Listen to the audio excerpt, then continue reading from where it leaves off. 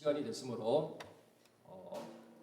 7월 세 번째 주 주일 예배를 시작하면서 찬양으로 주일 예배를 시작하겠습니다. 존귀 오 존귀하신 주. 다 같이 박수 한번 치시면서 부르겠습니다. 존귀 오 존귀하신 주.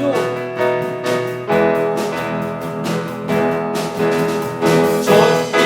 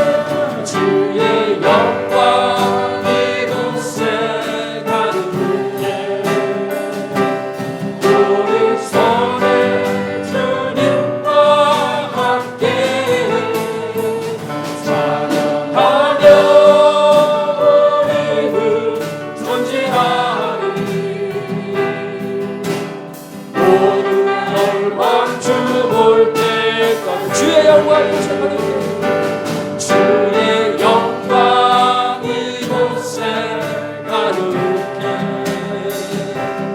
우리 손에 주님과 함께 사랑하며 우리 그 전진하리 주님 열방 죽을 때까지. 사랑해 주님 감사합니다. 또 주일을 저에게 허락하시고 심신의 강건을 허락하셔서 이곳에 오게 하시고 찬양과 경배로서 예배를 드리게 하시니 감사합니다. 오늘 들을 말씀 위해서 또 말씀 전하신 목사님 위해서 기도하는 시간 갖겠습니다. 사랑하는 충만하신 하나님 아버지 감사합니다. 오늘도 저희들에게 아버지 건강 주시고 또 아버지 열정을 주셔서 이곳에 나오게 하시니 감사합니다. 아버지 들으실 예배를만을 집중하고 예배를 위해서 기도하고 또 우리의 삶을 예배처럼 아버지 드리는 귀한 삶 될 수 있도록 인도해 주시옵소서. 주님께서 아버지 나사렛 예수로서 아버지 사셨듯이 저희 또한 아버지여 저희 주위에 정말 영향을 미칠 수 있는 귀한 크리스찬으로서 살아갈 수 있는데 부족함이 없도록 주님 늘 인도해 주시기를 간절히 바라고 원하며 오늘 예배의 시종을 주님께 맡기며 이 모든 말씀은 그리스도 예수 이름 받들어 감사하며 기도드렸사옵나이다. 아멘.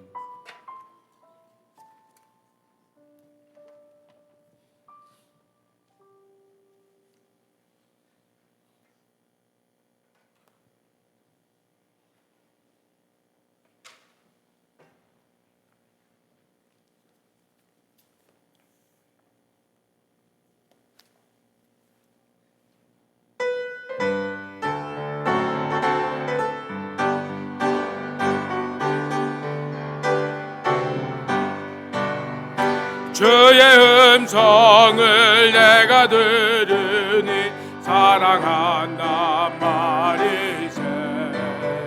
믿는 마음으로 주께 가오니 나를 영접하소서. 내가 매일 십자가 앞에 더 가까이 가오니 구세주의 나를 정케 하소서. 주의 넓으신 은혜 베푸사 나를 받아주시고 나의 품은 그 주의 뜻같이 되게 하여 주소서.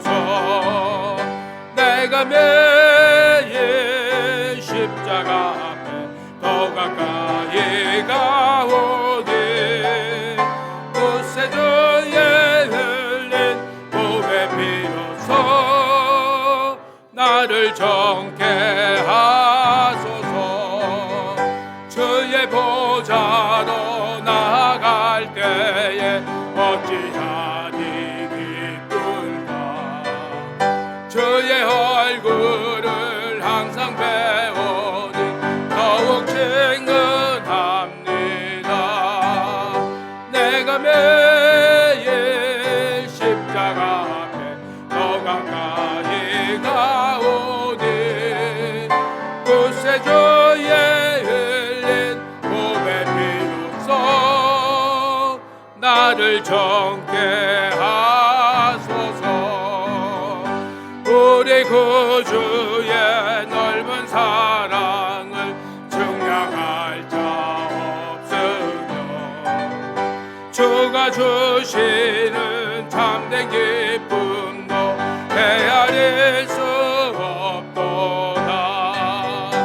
내가 매일 십자가 앞에 더 가까이 가오니 구세주의 흘린 몸의 피로써 나를 정케 하소서.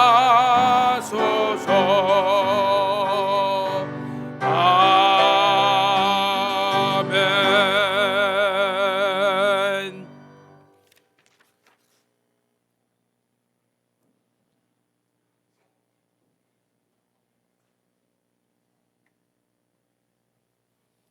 기도드리겠습니다.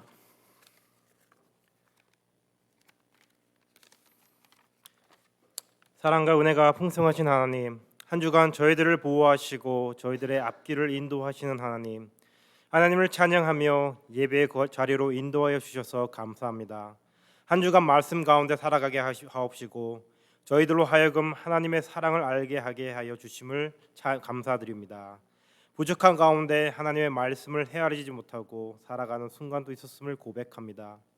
하나님께 온전한 믿음의 시간을 드리기에 인색했으며 세상에 더 충성하며 나아가는 저희들의 모습을 긍휼히 여겨주사 하나님의 사랑으로 다시 한번 덮으사 저희들의 마음이 온전히 하나님께로 나아갈 수 있도록 손잡아 주시고 주님을 찬양하는 시간이 많아지기를 간절히 소망합니다. 하나님께서 역사하여 주옵시고 인도하여 주시옵소서. 사랑이 많으신 하나님, 여러 가지로 세상적인 이유로 육체적, 경제적으로 또는 다른 여러 가지 일들로 인하여 힘들어하는 사람들이 많이 있습니다. 하나님, 이 또한 하나님이 역사하심을 알아가는 시간이 되게 하옵시고 하나님의 사랑을 증거하는 시간이 되게 인도하여 주시옵소서.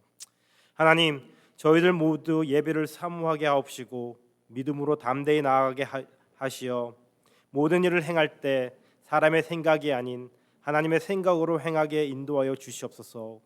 더욱 기도하는 성도가 되게 하옵시고 그 기도로 인하여 우리 모두가 감사하게 하옵시옵소서. 어느 곳에 있든지 주님의 자녀로 나아갈 때 부족함이 없는 하나님의 군사로 나아가게 하여 주시옵소서. 또한 하나님의 복음을 전하는 전도자분들을 하나님께서 기억하여 주시옵고 전하는 자나 듣는 자나 축복하여 주셔서 주님의 임재함을 알아가는 시간이 되게 인도하여 주시옵소서. 오늘도 제단 위에 세우신 담임 목사님 말씀을 전하실 때 아멘으로 화답하게 하옵시고 목사님을 위하여 항상 기도할 수 있는 성도들이 되게 인도하여 주시옵소서. 찬양하는 찬양대와 성가대의 찬양의 소리가 온 교회에 울려 퍼질 때 다 함께 주님을 찬양하게 하옵시고 저희들의 마음 속에도 찬양의 은혜가 가득 넘쳐나기를 간절히 소망합니다. 오늘도 내일도 항상 하나님을 찬양하며 살아가기를 소망하며 이 모든 말씀 예수 그리스도 이름으로 간절히 기도했습니다. 아멘.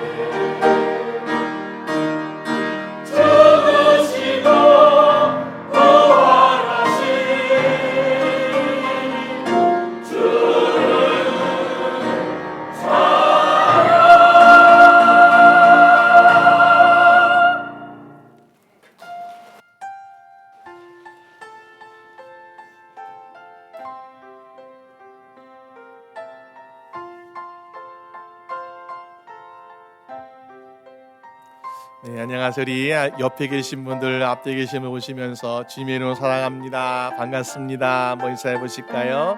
네, 반갑습니다. 안녕하세요. 네, 반갑습니다.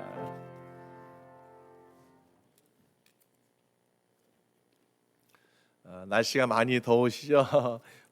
무더운 날씨에 여러분 건강 조심하시고 항상 강건하시기를 또 항상 주님의 이름으로 축원합니다. 우리 교회 소식 함께 보시겠습니다. 우리 교회 보시면 우리 교육부서 지금 키드 썸머 캠프 일주일 했습니다. 반절했고요. 일주일 더 남았는데 위에서 어린이들 건강과 푸름을 위해서 기도해 주시고 여름 성경학교 8월 3일부터 7일까지인데 시간은 좀 바뀌었습니다. 1시부터 4시까지입니다. 참고해 주시고 주변에 어린이들 있으면 함께 초청해 주시고 소개해 주시면 감사하겠습니다. 유스 바이블 스터디 또 가을 한글 공부 참고해 주시고요. 우리 주일 성경 공부는 7월 마지막 주부터 중보기도 함께 또 하도록 하겠습니다. 북한 선교 세미나 29일 저녁에 줌으로 하게 될지 아니면 우리 함께 모여서 하게 될지도 상의해서 다시 알리도록 하겠습니다. 저는 24일부터 26일까지 출타하겠습니다. 우리 목회단상 보시면 우리 지난 주일 우리 창립 46주년 우리 기념 감사 예배 드렸습니다. 모든 것을 돌아볼 때 항상 많은 분들이 애쓰시고 힘쓰신 분들 항상 모든 분이 다 생각나야 되는데 때로는 그렇지 못했던 적도 있는 것 같습니다. 정말 우리가 항상 예배드리면서 이렇게 또 넓은 공간 또 여유로운 좋은 공간에서 예배드릴 수 있는 것도 아마 우리 먼저 하나님의 은혜였고 또 우리 많은 성도님들의 또 기도와 헌신과 또 있었기 때문에 가능하지 않았는가. 그러면서 박수임 목사님 또 우리 박혜정 사모님 그리고 많은 안수 집사님들과 또 집사님들 이름을 한 번 한 번 다 언급해서 감사드리는데 너무나 많기도 하고 제가 잘 어떤 분인지 모르지만은 그렇습니다. 그래서 지난주에 혹시 누락되셔서 마음 상하신 분들 제가 죄송하고요. 여러분 또 함께 기쁜 마음으로 예배 드릴 수 있는 것 그것을 항상 감사한 마음 가지고 있다는 거 알아주시고 또 함께 좋은 우리 신앙생활 했으면 좋겠습니다. 그래서 참고해 주시고 한번 읽으시면 감사하겠습니다. 오늘 우리 말씀 우리 함께 보겠습니다. 오늘 말씀은 사도행전 24장 1절에서 16절까지 말씀입니다. 사도행전 24장 1절에서 16절까지 말씀.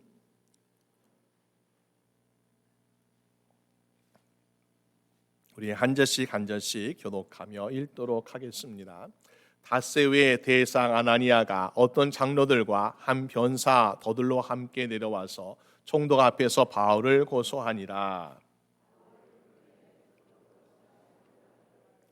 벨릭스 각하여 우리가 당신을 힘입어 태평을 누리고 또 이 민족이 당신의 선견을 인하여 여러 가지로 개량된 것을 우리가 어느 모양으로나 어느 곳에서나 감사 무지하옵나이다.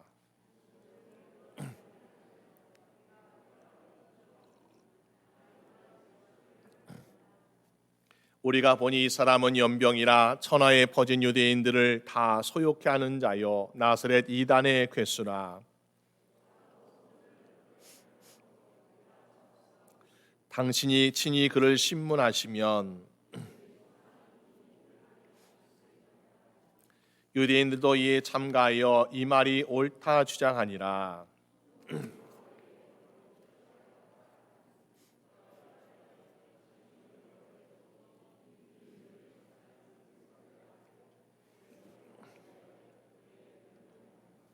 당신이 하실 수 있는 바와 같이 내가 예루살렘에 예배하러 올라간 지 열이틀밖에 못 되었고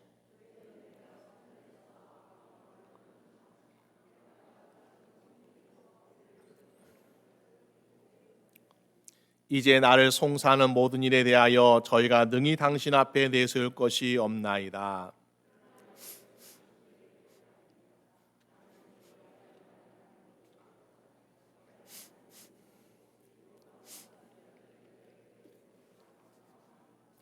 저의 기다리는 바 하나님께 향한 소망을 나도 가졌으니 곧 의인과 악인의 부활이 있으리라 함이라.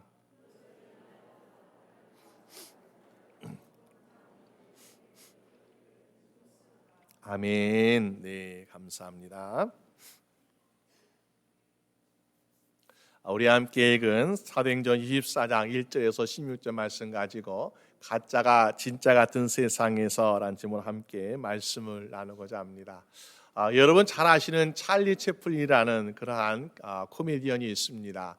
영국의 유명한 희극 배우인데 불우한 가정에서 태어났지만은 항상 긍정적이고 밝은 모습으로 인기가 많았다는 것이요. 근데 그 어느 날 혼자 여행을 하다가 시골길을 가게 되었는데 거기에 우연히 이런 행사를 보게 되었습니다. 채플린을 흉내내는 대회라는 그런 행사를 보게 되었어요. 그러면서 야, 내가 혹시 참가하게 되면 나는 과연 여기에서 몇 등을 하게 될까라는 그런 생각하게 됩니다. 찰리 채플린의 옷을 또 따라 입어보고 분장도 따라 해보고 그러는 가운데에 이 사람이 나는 그런 과연 몇 등 할까라고 자기도 한번 참가해 보았는데 이름은 밝히지 아니하고 참가했습니다. 결과가 어떻게 되었을까요? 결과를 보니까 진짜 찰리 채플린은 3등을 하게 되었다는 것이요. 오히려 흉내냈던 가짜 배우들은 1등, 2등을 하고요. 진짜는 3등을 하는 그런 결과가 나오게 되었다는 것입니다. 그런 것을 보면서 우리의 삶에는 과연 얼마나 진짜가 인정받는 삶을 살고 있을까? 가끔 우리가 신문을 보게 되면은 무슨 성경 세미나 하면서 굉장히 큰 세미나를 주최한다라는 광고를 보게 됩니다. 그런데 보니까 자세히 보면은 우리가 믿는 자들의 세미나가 아니라 사실은 신천지 같은 이단의 광고가 있는 것을 보게 되죠. 그들은 훈련을 하여서 어떻게 합니까? 개교회, 기존 교회에 침투시키죠. 그러면서 한 1년, 2년 정도 열심히 누구보다도 봉사, 누구보다 헌신 잘하게 침투해서 인정받게 하고, 그리고는 거기에 위치해 있는 사람들이 되게 해서 한 사람 한 사람 빼돌리며 이단에 빠지게 하는 그런 늑대 같은 역할을 하고 있더라라는 것입니다. 우리가 살고 있는 세상, 과연 진짜만 인정받는 세상이 아니라 그런 가짜가 진짜를 힘들게 하는 그런 세상에 살고 있는데, 우리가 그런 곳에서 우리가 이단에 빠지지 아니하고 우리가 영적 승리를 하기 위해서 어떻게 되었습니까? 로마서 12장 2절의 말씀처럼 너희는 이 세대를 본받지 말고 오직 마음을 새롭게 함으로 변화를 받아 하나님의 선하시고 기뻐하시고 온전하신 뜻이 무엇인지 분별하더라 라는 그 말씀처럼 우리가 영적 분별을 가지고 참된 진리와 아닌 것을 구별할 수 있는 여러분 되시기를 주님의 이름으로 축원합니다. 우리가 이 가짜가 판을 친 이 세상에서 어떻게 그리스도인이 살아야 될까? 오늘 말씀을 통해서 두 가지 말씀 보려고 합니다. 먼저는 우리가 신앙의 양심으로 살아가야 되지 않을까라는 것이죠. 오늘 함께 우리가 사도행전 24장의 말씀을 보게 되는데, 여기에는 사도 바울 외에 여러 사람이 나오고 있습니다. 대장도 있고, 또 그리고 여기에 장로들도 있고, 변호사 더둘러온 사람도 있고, 총독도 있는 것이요. 여기 있는 사람들을 보게 될 때, 정말 이들은 그래도 세상에서 존경받는 사람이고 꽤나 높은 위치에 있는 사람들이라는 것을 보게 되죠. 나도 저렇게 살고 싶어 하는 위치에 있는 사람들이 과연 하나님께 진짜 인정받는 삶을 살 수 있는 것인가? 아니면은 그들은 겉으로만 진짜 같아 보이는 가짜 인생인가? 라는 것을 함께 보고자 합니다. 먼저는 이 대제사장을 보면 어떻습니까? 누가 보더라도 대제사장은 하나님께 인정받지 않겠냐라고 생각할 수 있어요. 왜? 이스라엘 백성들의 모든 죄를 가지고 하나님께 대속죄를 나가서 하나님 우리의 죄를 용서해 주세요 라고 하나님께 간구합니다. 그러면 하나님이 이 제사를 받으시고요, 그러면 백성 앞에 나가서 대제사장은 하나님이 우리 죄를 용서해 주셨습니다 선포합니다. 그러면은 백성이 얼마나 기뻐 감사합니까? 그런 역할을 하는 것이 대제사장이기 때문에 이 대제사장의 위치, 역할은 굉장히 존경받고 또 영적인 권세가 있더라라는 것입니다. 그런데 이 사람의 권세, 위치뿐만 아니라 책임도 마땅히 있어야 하지 않을까요? 그 책임 바로 하나님과의 관계에서 거룩한 신앙생활, 또 그리고 백성들 앞에서 진실되고 또 백성들에게 존경받는 삶을 살아야 한다. 그러기 위해서는 어떻게 합니까? 우리가 잘못된 거 생각하면 안 되겠죠. 그런데 오늘 대제사장이 하는 것을 보게 되면은 사도 바울을 암살하려고 했던 그 실패가 되니까는 결국에는 장로들과 더들러 가는 그 거짓 변호사를 고용해 가지고 이렇게 사도 바울 죄 없는 사람을 거짓 고소하고 있더라라는 것입니다. 이것을 보면서 우리는 정말 우리가 이 세상에서 꼭 죄를 지어서만 억울한 일을 당하는 것이 아니라 때로는 죄가 없음에 불구하고 억울한 일을 당하는 사람도 있는 것을 보게 되죠. 그들은 뭐라고 이야기하고 있습니까? 5절에 보니까 바울에 대해서 이렇게 얘기합니다. 천하에 퍼진 유대인들을 다 소욕케 하는 자라라고 이야기하고 있습니다. 오늘 사도 바울이 나중에도 또 이야기하자. 내가 성전에서 아무와 변론하는 것이나 또 회당과 또는 성중에서 물을 소동케 하는 것을 당신들이 보았습니까? 라고 이야기하는데 그들은 안 보았습니다. 하지만은 이 사도 바울을 시기하는 유대인들의 이야기만 듣고서 사도 바울을 고소하고 있더라라는 것입니다.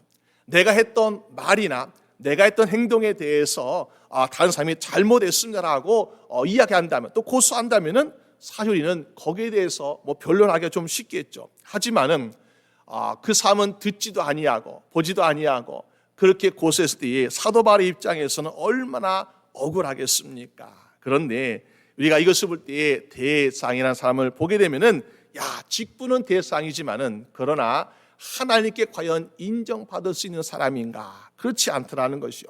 또 여기 보니까 벨릭스라고 하는 총독이 나오지 않습니까? 이 총독 보니까 어떻습니까? 재판을 맡고 있는 재판장이라 그랬어요. 그러면 재판장은 어떻게 하는 것이 가장 또 인정받는 재판장입니까? 가난한 사람은 좀 더 편리를 봐주고 약자에게 편리를 봐주고 그리고 부유한 자나 권력 있는 자는 분명히 잘못한 것이 있을 거야 하면서 더 큰 죄를 묻는 것이 공정한 재판이겠습니까? 아니죠. 레위기 19장 15절 말씀 보니까는 너희는 재판할 때에 불의를 행하지 말며 가난한 자의 편을 들지 말며 세력 있는 자라고 두하지 말고 공의로 사람을 재판하라. 이것이 바로 하나님께서 원하시는 재판장의 직분이라는 것입니다. 그런데 오늘 보니까요, 이 벨리스 총독은 17절에 바울에 대해서 어떻게 생각하고 있습니까? 이렇게 말하고 있는 거예요. 10절 말씀 보니까는 내가 내 민족을 구제할 것과 재물을 가지고 왔다 그러는데, 벨리스 총독이 생각할 때 야, 바울은 민족을 구제할 재물을 가지고 있는 사람이구나 라고 생각하고 있더라라는 것입니다. 그것은 무엇일까요? 우리가 알다시피 예루살렘에 흉년이 들었습니다. 기근이 들었습니다. 그러니까는 예루살렘에 있는 백성들이 힘드니까 예루살렘 교회에 있는 성도도 힘들고 교회도 재정적으로 참 어려웠다는 것이요. 근데 예루살렘 교회에서 파송했던 사도 바울이 각 선교지에 가서 회당에서 말씀을 전하고 또 그리고 교회를 세우고, 그래서 많은 교회가 이방 지역에 세워지게 되었습니다. 그런데 이방 지역에 세워진 교회들이, 다시 말해서 선교지에 세워진 개척교회들이요, 예루살렘 교회와 성도들이 어렵다라는 이야기를 듣게 되니까 우리도 조금 도웁시다 그래가지고 사랑의 헌금을 하였다는 것입니다. 우리가 마치 우크라이나 성금을 보냈던 것처럼요, 우리도 좀 사랑의 헌금을 보내서 우리의 마음을 좀 보태고 싶습니다 라는 그런 의미로 사도 바울은 그들의 사랑의 헌금을 가지고 전달하는 역할을 하고 있더라라는 것입니다. 그런데 생각해 보세요. 개척교회들이 모아서 준 사랑의 헌금, 그 액수가 얼마나 크겠습니까? 그럼에도 불구하고 이 재물에 대해서 뭐라고 말하고 있습니까? 민족을 구할 재물이다 라고 이야기하니까는 뭔가 대단한 것처럼 생각하고 있다는 거죠. 마치 우리가 일제시대에 우리가 독립자금을 모았던 것처럼요, 독립자금, 많은 사람들이 막 땅도 팔고 집도 팔아서 금과 은을 막 모아가지고 독립자금으로 써주시오 했던 그런 것처럼 아마도 이 벨리스 총독은 뭐라고 얘기합니까? 민족을 구제할 재물을 가지고 있는 바울이라고 생각하고 있더라는 것입니다. 다시 말해서 이 총독이라는 사람은 재판장인데 그 사람이 무엇을 잘했는지 무엇을 잘못했는지 분별하기 위해서 바울을 붙잡아 주는 것이 아니라 이 민족을 구제할 재물이 뭔가 대단한 것이 있는 것 같은데 이것을 좀 빼앗고자 그를 잡아두고 있더라라는 것입니다. 그러니까 뭐요? 이 재판관도 불의한 재판관이다라고 볼 수 있는 것입니다. 여러분, 우리가 이렇게 대상이라든지 거짓 고소하고 있고요, 또 재판장도 재물을 탐하고 있는 이런 불의한 재판관을 만나고 있을 때에 참 우리가 믿음 생활한다는 것이, 우리도 어떻게 하는 것이 정말 믿음 생활하는 것일까? 그렇지만은 우리 16절 말씀 보니까 사도 바울이 이렇게 말하고 있지 않습니까? 하나님과 사람을 대하여 항상 양심에 거리낌 없기를 힘쓰노라 라고 말씀하고 있습니다. 세상은 비록 가짜가 판을 치고 있고 불의한 재판관이 있고 거짓 고소한 사람이 있을지라도 오늘 저희는 어떻게 하고요? 하나님과 사람을 대하여 항상 양심에 거리낌 없는 삶을 살아갈 수 있는 저희분 되시기를 주님의 이름으로 축원합니다. 그렇지 않았다면은 사도 바울은 어떻게 할 수 있습니까? 이 감옥에서 재판에서 억울하게 힘들게 살고 있는데 대상을 찾아가서 제상님, 내가 잘못했습니다. 내가 율법을 무시한 것이 아니라 예수에 잠깐 미쳐가지고 잘못했어요. 용서해 주세요 하면은 고소를 취할 수 있죠. 또 불의한 재판에 찾아가서 내가 이만큼 물질이 있는데 이거 반절만 드리겠습니다. 받으시오 하면서 타협할 수 있겠죠. 그렇지만은 사도 바울은 무엇을 지킨다고요? 신앙의 양심을 지키기 위해서 그는 고난을 당하고 있고 타협하지 않았다라는 것입니다. 여러분, 우리 각자가 양심이 있잖아요. 여러분, 양심 하면은 뭐가 생각납니까? 내가 생각하기에 이건 옳은 것이니까 해야 돼요. 내가 생각하기에 이건 잘못된 것이니까 하지 말아야 돼요. 양심에 우리는 찔리니까 하지 않는 그런 때도 있는 것을 보게 되죠. 그런데 우리가 가지고 있는 양심이 아니죠. 오늘 16절 말하고 있는 양심은요, 그 원을 보니까 이렇게 말하고 있습니다. 함께 보고 함께 알게 되는 양심이다. 다시 말해서 내가 주관적으로 내가 옳다고 생각하는 거, 내가 잘못되어 생각하는 그런 양심이 아니라 하나님과 함께 보고 하나님과 함께 알게 된 양심이니까 이거는요, 내가 이건 타협할 수 없는 것이다 라는 것을 말씀하고 있습니다. 우리는 때때로 이거는 사람들이 안 보니까 괜찮아. 마치 에덴 동산에서 아담과 하와가 선악과를 먹을 때 하나님이 보신다면 먹을 수 있겠습니까? 그럴 수 없습니다. 내 양심에는 괜찮아 했으니까는 선악과를 먹은 거예요. 근데 선악과 먹고 나서 보니까 어떻습니까? 하나님이 다 알고 계셨더라는 것이요. 그래서 우리는 신앙의 양심은 각자가 옳다고 생각하는 양심이 아니라 하나님께서 보신다면, 하나님께서 하신다면은 이것을 기뻐하실 것인가라는 것을 우리가 분별할 수 있어야 한다는 것입니다. 시편 139편에 보니까는 주님께서는 나의 안고 일어섬을 아신다. 멀리서도 나의 생각을 다 알고 계시고 내가 가는 길을 걸어가거나 아니면 누워있거나 모든 행위를 아시고 내 혀의 말까지도 알지 못하는 것이 하나도 없다고 성경은 말씀하고 있지 않습니까? 그러니까 우리는 무슨 생각을 하고 무슨 행동할 때 하나님 잠깐만 눈 감아주세요 하는 것이 아니라 하나님이 함께 보고 계시는구나, 하나님이 함께 알고 계시는구나. 그러므로 내가 신앙의 양심에 의해서 이거는 내가 할 수가 있어요. 그러나 신앙 양심에 의해서 내가 이거는 할 수가 없어요 하는 우리가 분별력 있는 삶을 살아가는 저여러분 되시기를 주님의 이름으로 축원합니다. 왜 그렇습니까? 그렇지 아니하면요, 사람들이 박수치고 사람들이 인정하는 것이 우린 옳다라고 잘못된 선택할 수 있더라는 것입니다. 물론 우리가 선한 일 할 때에 또 굳이 할 때에 우리는 사람들에게 인정받을 만 해야 되고요, 칭찬받을 만 해요. 그래야 또 전도가 잘 돼요. 하지만은 아무리 칭찬받고 아무리 박수를 받아도 하나님께 인정받지 못한다면은 그것이 소용이 없지 않습니까? 예전에 TV쇼 중에서 진품명품이라는 그런 프로그램을 본 적이 있습니다. 근데 보니까 어떤 사람들은 막 이것이 얼마나 됩니까 하면서 감정을 해달라고 가지고 옵니다. 근데 어떤 사람은 도자기를 가지고 왔어요. 그러면서 사람들이 딱 그것을 보니까 이거는 굉장히 비싼 보물 같다, 얼마나 귀한 보물인지 저건 몇십억 몇백억 되는 거야 라고 사람들이 굉장히 기대하는 그런 도자기를 가져왔습니다. 그런데 감정사가 말하는 것은 정반대였어요. 딱 보더니 그것은 몇만 원밖에 되지 않는 모조품이다 라고 이야기하는 것이었습니다. 얼마나 실망되었을까요? 그런데 반대로 어떤 사람은 그렇게 이쁘고 화려한 도자기도 아닙니다. 찻잔 같기도 하고 또 그릇 같은 그런 것을 가지고 왔습니다. 좀 때가 있는 것 같기도 하고 볼품도 없고 화려하지도 않습니다. 이거 그냥 우리 집안에서 우리 조상 때부터 그냥 사용하던 그릇인가 하면서 무심코 가져와서 감정사가 감정을 하게 됩니다. 근데 감정사가 말하기를 이거는 보물 중에 보물입니다, 이거는 값을 매길 수 있는 보물하면서 이야기할 때 정말 인정받는 모습이 있더라는 것입니다. 우리 신앙생활도 그래야 하지 않을까요? 우리가 믿음 생활하면서 사람들에게 칭찬받는 거 좋아하고 화려한 인생 좋아하고 그것은요, 우리가 정말 사람들에게 칭찬만 받았지 하나님께 인정받지 못한다면 의미가 없죠. 오늘 때 우리가 주를 위해서 고난당하고 예수 믿는 것 때문에 어려움 당하지만은 그러나 주님께서 우리의 인생을 보시고 야, 너는 정말 신앙의 양심으로 하나님과 함께 보고 하나님과 함께 아는 것처럼 내가 신의 양심으로 살았구나 라고 주님 앞에 인정받게 되는 저여러분 되시기를 주님의 이름으로 축원합니다.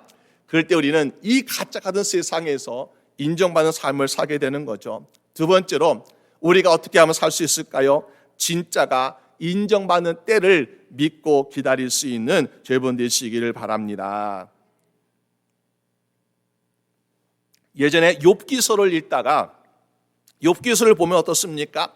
참 욥이 고난을 참 많이 당해요. 그래서 욥의 입장에 우리가 어떤 생각을 들 수 있습니까? 어떤 사람은 기쁘고 즐거운 일이 막 많아지면요, 야, 시간이 너무나 빨리 지나간다라고 이야기합니다. 그런데 고난이 많은 사람은요, 시간이 왜 이렇게 안 가는지. 아마도 우리가 욥에게 물어본다면 욥이요, 당신의 하루의 시간은 어떻게 지나가고 있습니까? 모른다면 뭐라고 대답하겠습니까? 나는 하루가 천년같이 힘들어요. 왜?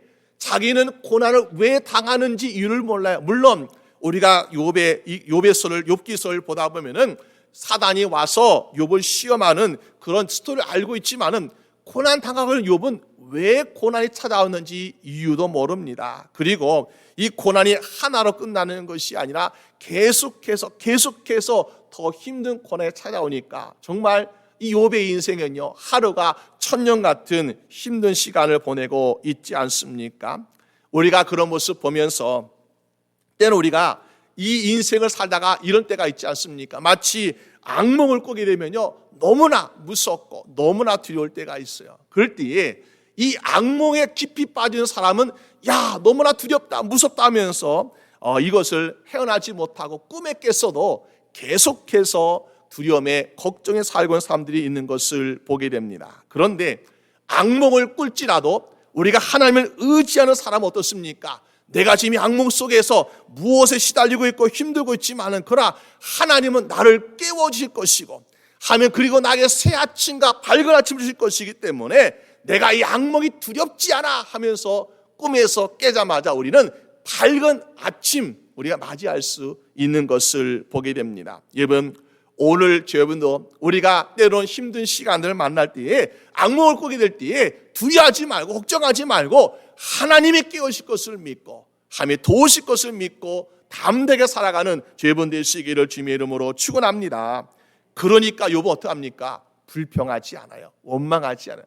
하나님의 도우심을 기다리며 살아갑니다. 그래서 욥기 23장 10절 말씀 보니까 나의 가는 길을 오직 그가 아시나니 그가 나를 단련하신 후에는 내가 정금같이 나오리라. 야, 하나님께서 나를 분명히 도우실 거야. 하나님께서 나를 인도하실 거야 라고 믿으며 하나님께 구하며 나아가고 있더라라는 것입니다.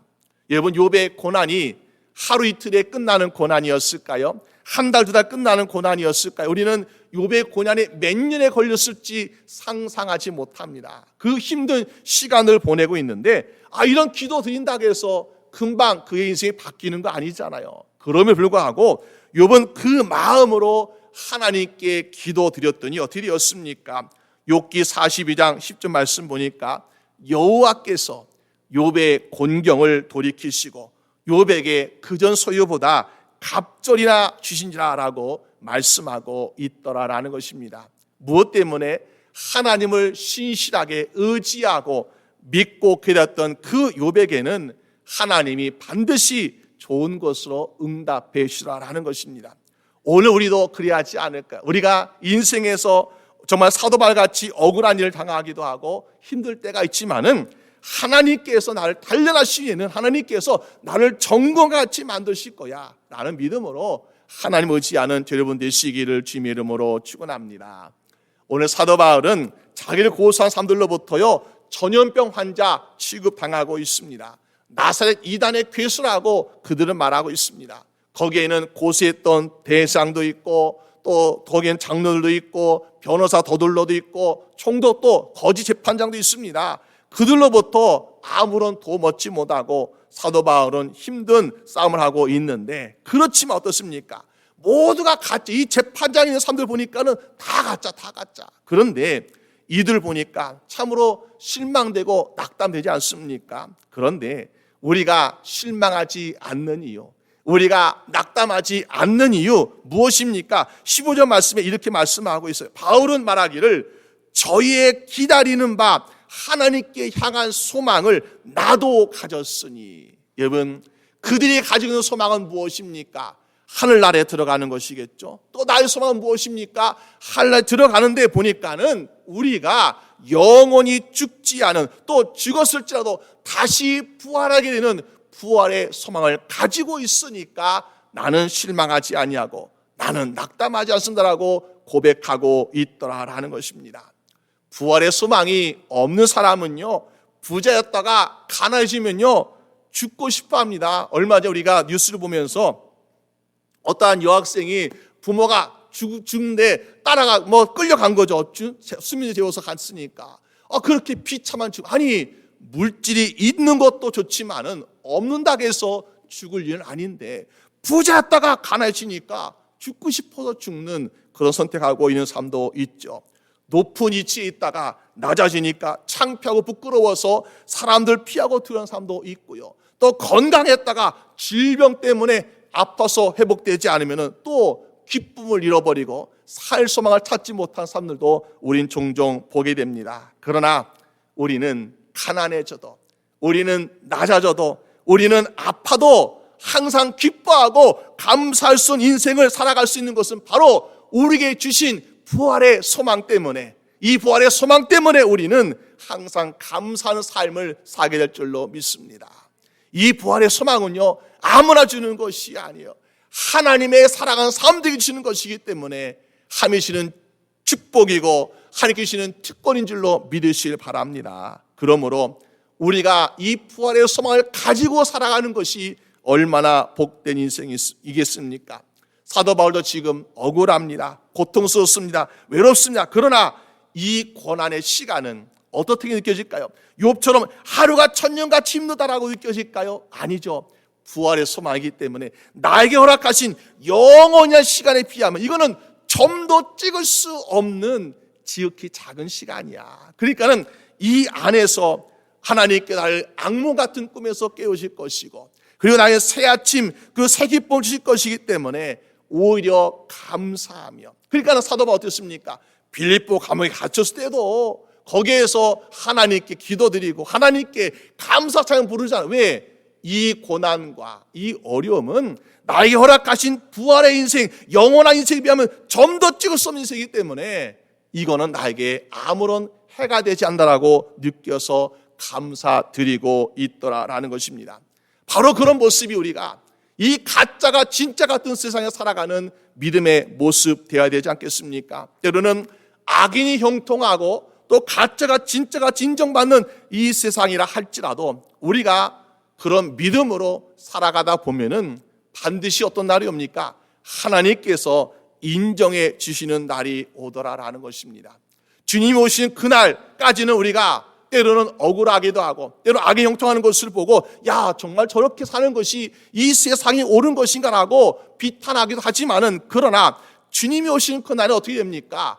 쭉정이 같은 가짜는요 벌어지거나 또 불구덩이에 던지게 됩니다. 그러나 알곡과 같은 진짜 성도는 주 앞에서 인정받게 될 줄로 믿습니다. 그러면 누가 잘한다고 해서 우리가 거기에 유혹되지 말고, 누가 못한다고 해서 실망하지 말고, 우리는 성령님께 주시는 그 신앙의 양심에 따라서 믿음의 선한 싸움을 다 싸우는 여러분 되시기를 주님의 이름으로 축원합니다. 야고보서 1장 12절 말씀 뭐예요? 시험을 참는 자는 복이 있도다. 이것에 옳다 인정하심을 받은 후에 주께서 자기를 사랑하는 자에게 약속하신 생명의 면류관을 얻을 것임이라고 말씀하고 있습니다. 하나님이 사랑하는 자에게, 하나님을 신실하게 믿고 이 신앙의 양심을 가지고 이 거짓된 세상에서 믿음을 지키며 살아가는 자에게는 약속하신 생명의 면류관을 주신다라고 말씀하고 있습니다. 지금 우리가 고난 가운데 있을지라도, 억울한 가운데 있을지라도 하나님을 사랑하는 자는 하나님께서 반드시 좋은 것 주신다는 거예요. 그 약속을 믿고 나가자는 거예요. 그랬더니 바벨론 포를 끝내고 돌아갔던 이스라엘 백성들이 시편 126편에 이렇게 찬양하고 있습니다. 1절 말씀 보니까요, 여호와께서 시온의 포를 돌려보내실 때 우리는 꿈꾸는 것 같았습니다. 그때 우리의 입에는 웃음이 가득하고 우리 혀에는 찬양이 가득 찼습니다라고 이야기합니다. 5절 6절 말씀 보니까 눈물을 흘리며 씨를 뿌린 자는 기쁨으로 거두리로다. 울며 씨를 뿌려 나가는 자는 반드시 기쁨으로 그 곡식 단을 가지고 돌아오리라고 말씀하고 있습니다. 어떤 신학자 이렇게 얘기합니다. 우리 그리스도인이 누리는 진정한 기쁨, 세상의 사람들이 마치 그냥 그물로 거두는 그런 기쁨이 아니라 고난과 눈물을 통과한 기쁨이라고 이야기합니다. 여러분, 진주라는 보석이요, 어떻게 그것이 보석이 되고 있습니까? 그냥 물속에서 가만히 있으니까 진주가 된 것이 아니죠. 모래가 들어와서 그 긁히는 그 눈물과 고난의 시간 때문에 그것이 많을수록 어떻습니까? 진주가 더 커지는 거예요. 진주 어떻습니까? 작은 것보다 큰 것이 더 비싸게 불려지는 것처럼 눈물과 고난이 더 클수록 귀한 진주와 같은 보석이 되어서 우린 진정한 기쁨을 누리게 될 줄로 믿습니다. 오늘 하나님께서 우리에게 주실 기쁨도 바로 그런 것이라는 거죠. 그래서 우리가 이 세상에 살아갈 때 하나님의 사람들 때로는 우리에게 침묵하시는 것 같아요. 때로는 우리가 도와주지 않는 것 같아요. 그러나 하나님의 약속은 반드시 이루어질 것이기 때문에 우리는 하나님과 함께 보고 하나님께 알면서 함께 신앙의 양심으로 살아가면서 이 눈물과 고통의 고난을 다 이기시면서 주 앞에 서게 될 때에 가장 크고 놀라운 보석같이 빛나는 모습으로 하나님께 인정받고 상급받게 되는 여러분 되시기를 주님의 이름으로 축원합니다. 우리 함께 기도드리겠습니다. 이 시간 기도할 때 우리 함께 하나님께 기도하기를 원합니다. 하나님, 이 힘든 세상에서 우리는 신앙의 양심을 어떻게 지켜야 될까요? 우리 힘으로는 힘들고요. 우리가 정말 많은 세상의 유혹과 시험에 타협하고자 하는 유혹도 있지만은 우리가 굴복할 수밖에 없는 환경도 있습니다. 그런데 주여 우리를 붙잡아 주셔서 우리가 정말 신앙의 양심을 지켜서 하나님 앞에 부끄럽지 않게 해주세요. 그리고 우리가 정말 이 어려운 세상에서 하나님께 나아가기 위해서 우리가 때로는 시험을 참는 자가 되게 하시고 하나님의 약속 붙들고 사는 자게 해달라고 우리 함께 같이 기도드리겠습니다. 아버지 하나님, 주여 도와주시옵소서. 아버지, 정말 우리가 날마다 핍박과 환난과 고난 가운데 살고 우리 주의 성도들 주여 붙잡아 주셔서 이 세상에서 정말 우리가 주님을 믿고 의지함에 있어서 부족함이 없게 하시고 흔들리지 않게 하시고 신앙의 양심으로 하나님께서 원하시고 기뻐하시는 것을 행할 수 있도록 주여 도와주시길 원합니다. 주여 아버지, 정말 우리 모든 주의 성도들 하나님께서 약속하신 것처럼 아버지께서 생명의 면류관 주실 것이고 축복하실 걸 주여 믿습니다. 아버지, 정말 모든 주의 성도들 정금과 같이 아버지 하나님께서 귀한 보석처럼 만들어주시고 인도하셔서 하나님의 도우신 가운데서 정말 승리할 수 있도록 인도하여 주시옵소서. 아버지 하나님 아버지 감사합니다. 오늘 우리가 살아가는 세상에 정말 어떤 사람도 도운 사람이 없고 어떤 능력자도 권세자도 우리에게 도움되지 못하지만은 우리를 가장 사랑하시고 우리를 가장 축복하시는 하나님이 우리와 함께하여 주시오니 아버지 믿음으로 살아가는 주의 성도 되게 하여 주시옵소서. 내 생각과 내 판단에 옳은 대로 하지 않게 하여 주시옵시고 하나님이 함께 보고 계시고 하나님이 함께 아시는 것에 근거해서 신앙의 양심을 가질 수 있도록 도와주시옵소서. 아버지, 정말 우리가 세상에서 우리가 참고 인내하는 것이 힘든 세상에 살고 있습니다. 때로는 부했다가 가난해지고 높았다가 낮아지고 때로 우리가 값지선 질병 때문에 우리의 인생을 절제하지 못할 때가 있는데 주여, 그러나 하나님을 믿는 자에게는 부활의 소망이 있기 때문에 마지막까지 끝난 것이 아니기 때문에 진짜가 인정받는 그때를 바라면서 날마다 믿음으로 살아갈 수 있도록 도와주시옵소서. 그래서 주님이 오시는 그날에 우리 모든 주의 성도들 부끄럽지 않게 주님 앞에 서게 되어서 아버지 앞에 큰 상급, 큰 멸령을 받을 수 있도록 주님 축복하여 주시옵소서. 감사드리옵고 우리 주 예수 그리스도의 이름으로 기도드립니다. 아멘. 우리 함께 나여서 찬양 부르시겠습니다.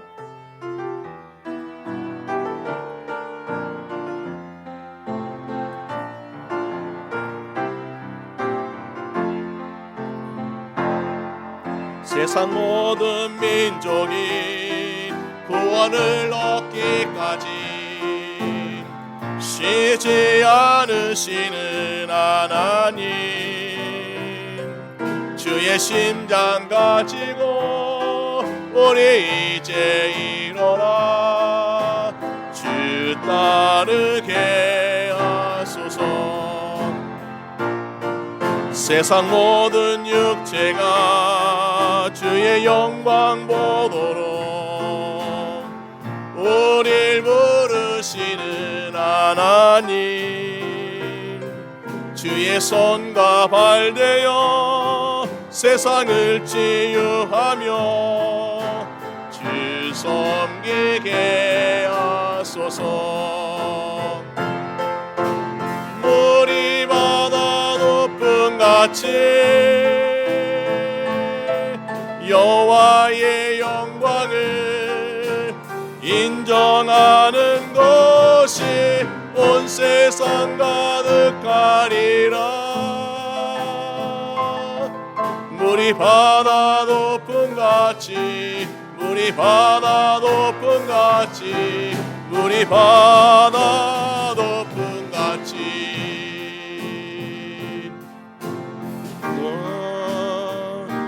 그날에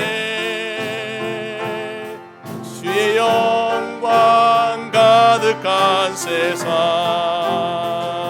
우리는 듣게 되리 온 세상 가득한 승리의 함성 물이 바다 높음 같이 여호와의 영광을 인정하는 것이 온 세상 가득하리라. 물이 바다 높음 같이 물이 바다 높음 같이 물이 바다 높음 같이. 아멘. 기도하겠습니다.